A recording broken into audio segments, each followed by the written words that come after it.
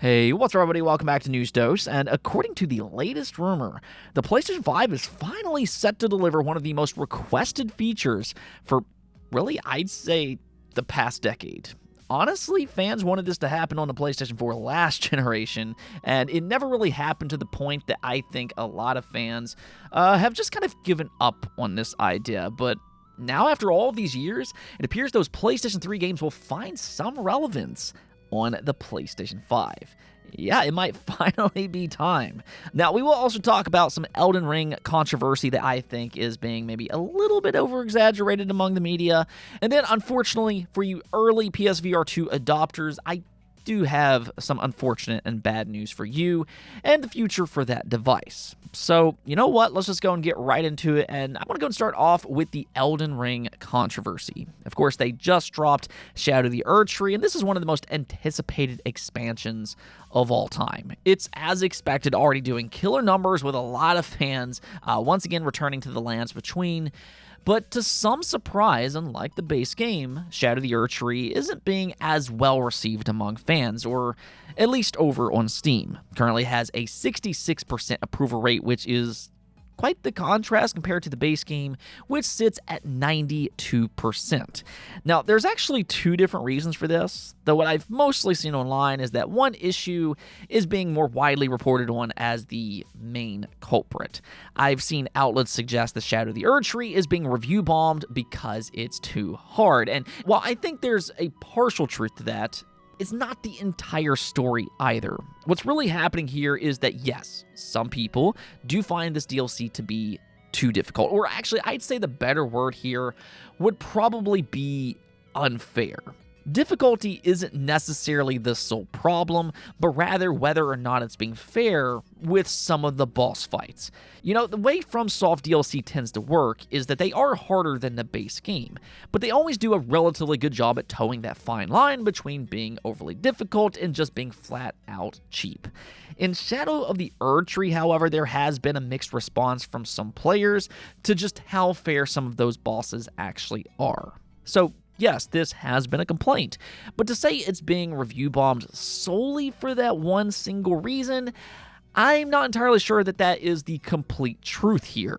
Looking through the reviews on Steam, a large portion of the complaints are actually coming from technical issues. I've seen several reviews mention that they had no problem before this expansion, and now, all of a sudden, they can't get a good, consistent frame rate after the latest patch, and I think that that is a fair complaint to make.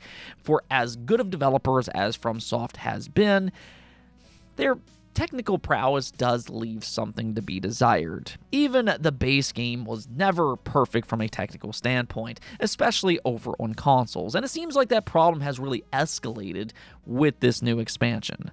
So this is definitely something that they need to work on, and it's something that they need to address, hopefully sooner rather than later. It's never fun when you have a game that you want to enjoy, but you just can't get it to perform the way that you want, and it seems like a lot of people are currently dealing with that over on Steam.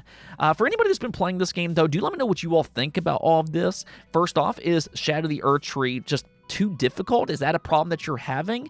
And also, how has your game been running? And also, which platform are you playing on? Let me know if you're having technical issues on the PlayStation 5, the Xbox Series, or the PC. Let me know in the comments below on your experience with Shadow of the Erdtree.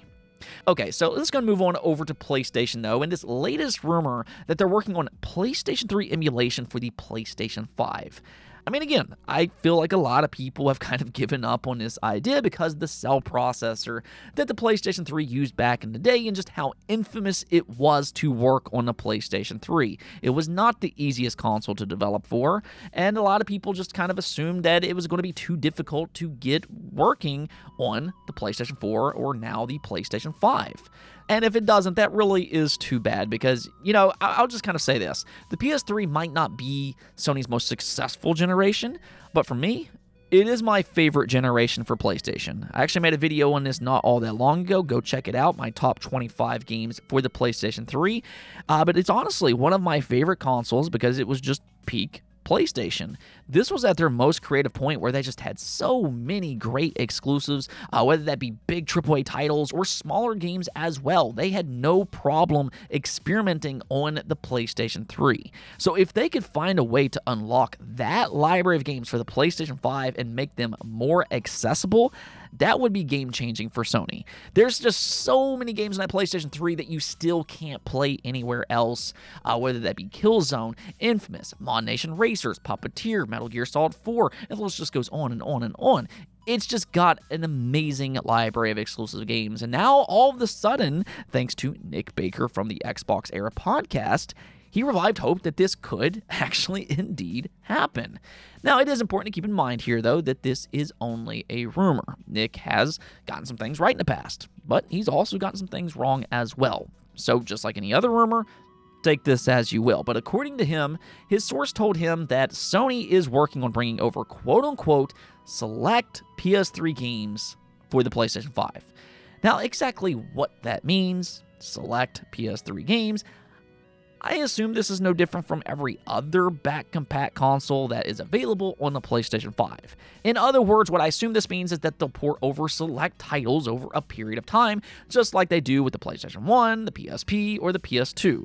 So just like not every PS2 game is going to be on the PS5, they're not going to bring over every PS3 game either. You're not going to be able to take your old PlayStation 3 disc and pop it into your PS5 and then just have it magically work like what we see over on Xbox. The way Sony kind of treats their back-compat games is that it'll be another incentive to buy into PlayStation Plus Premium, where they'll consistently drop these games into their service on a monthly basis.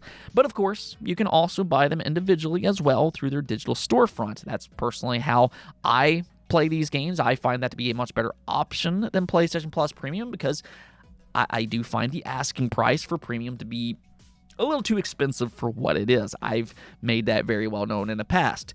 I still think that they should have introduced a lower tier for their retro subscription service, similar to what Nintendo does with Switch Online Plus expansion pack. I mean, they could have Premium to have everything, but I feel like if you just want to play retro games, then having a cheaper tier would probably make more sense. Now, that's just my opinion, but hey, whatever the case may be, I'll be thrilled to get PlayStation 3 games on the PlayStation 5 if any of this actually turns out to be true, which is still a big if at this moment.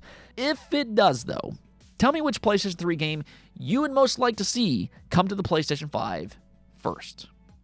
Now, continuing on with the PlayStation news, unfortunately, we do have a PlayStation VR 2 update to talk about, and if you are one of those early adopters, the future doesn't exactly sound overly promising. This is according to Android Central, and you can see here where they said, sources close to Android Central have revealed that Sony is making deep cuts to funding for VR games. While I'll paraphrase for anonymity, my source was told that there will be very few opportunities for VR game development at Sony going forward. To back that up, another source informed me that only 2 PlayStation VR 2 games are in development at Sony.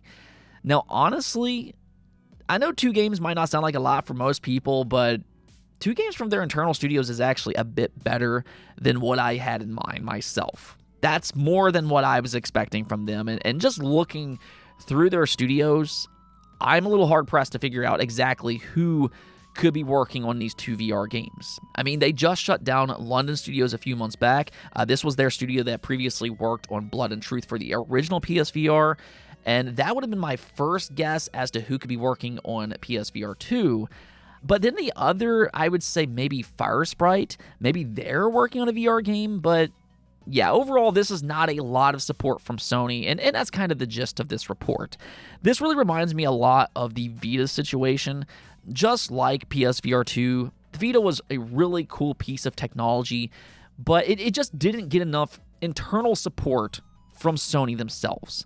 It's got to be Sony that pushes out these games to sell these consoles, and then after that, then you're going to get those third-party games as well. But instead, what we're seeing is Sony is just kind of over-relying on these third-party developers to make games for it, and, you know, we all know how that story ended for the PlayStation Vita. As much as I love the Vita, it's one of my favorite handhelds of all time, it, however, was one of PlayStation's biggest failures, and I think the PSVR 2 is sadly on track to be an even bigger failure than that for Sony. Now, what I can kind of say here as maybe some, reassurance for early adopters is, at least that they are giving you the option to buy that PC adapter this August. That way you can play PSVR games as well. Go check out Half-Life Alyx. That's a great, great game.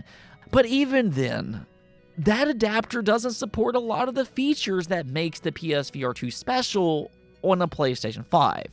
So even with that, I think is a missed opportunity by Sony. I mean, I can't really say that I'm surprised by all of this, though. I bought the PlayStation VR last generation, and I really enjoyed it, especially Astrobot. That's a fantastic game. But I never really had the same confidence in the PSVR 2, really for a couple different reasons. One, it lacks backwards compatibility. I thought that was a huge miss for them right out of the gate because, it's already a technology that is sorely missing a massive library of games, and, there's no guarantee that it's going to get a lot going forward. So I thought that was a missed opportunity right away.